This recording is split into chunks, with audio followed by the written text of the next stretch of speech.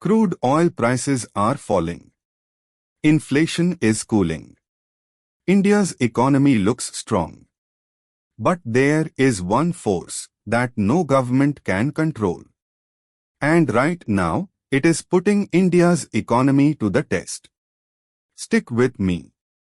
Because what I'm about to show you could affect every single one of you, whether you're a farmer, a factory worker, or a Mumbai banker.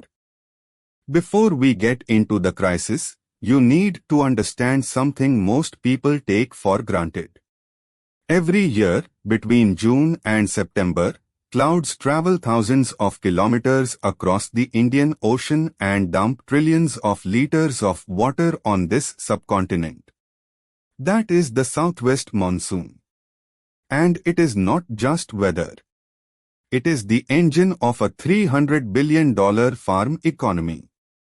It decides whether a farmer in Vidarbha buys seeds or sells his land. It decides whether a mother in Bihar can afford dal and rice or goes hungry.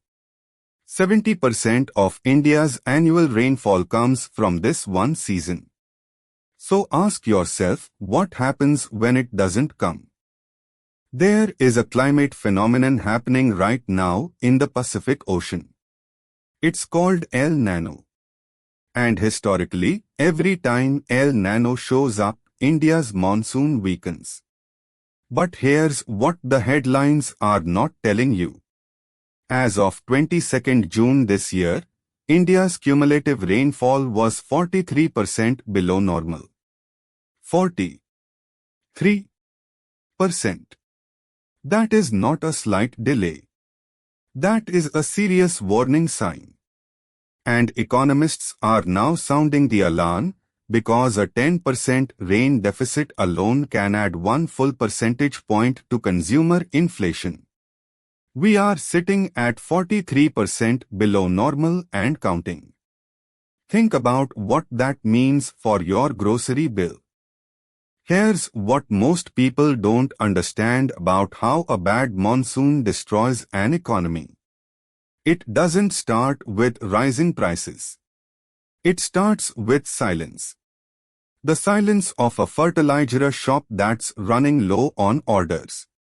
The silence of a tractor dealership where no one's booking test drives. The silence of a motorcycle showroom where inquiries have dried up. The silence of a village shopkeeper who's stopped restocking before Diwali. This silence, rural India's quiet distress, travels. It moves from the village to the district town. From the district to the state capital. From the state to the national GDP number. By the time the data shows up in an official report, livelihoods have already been destroyed. One economist at L&T Finance, a company that runs a rural loan book of over 45,000 crore rupees, put it this starkly: bad rains bring bad sentiment. First comes inflation, then sentiment is hit, which leads to a cut in spending during the festive season. Diwali, Navratri, Dussehra. India's economy runs on these months. And a weak monsoon poisons them all. Now, the government isn't sitting still. Officials from the RBI, India's central bank, have said they are watching closely. The RBI left rates at 5.25% this month, holding steady. The government has identified 315 vulnerable districts, including 111 high-priority areas. Sounds reassuring, right? But here's the catch that nobody's talking about. Those grain stocks, their rice and wheat. What about pulses? Oilseeds? Coarse cereals? And here's something that will really shake you: India imports edible oils from Southeast Asia. El Niño doesn't stop at India's border. It hits Southeast Asia too. So the very imports India would rely on could also become scarce and expensive. As one top economist put it, we should not be in a state of denial. One leading economist at Bank of Baroda projects headline inflation could top 5.5% by October. That's dangerously close to the RBI's upper limit of 6%. And if that ceiling is breached, the RBI may be forced to raise interest rates for the first time since February 2023. That means more expensive home loans, business loans, car loans, slower growth, tighter spending, a colder economy. And in 2023, when the last bad monsoon hit, India banned rice exports, sending shockwaves through global food markets. India controls 40% of the world's rice exports. The world felt it.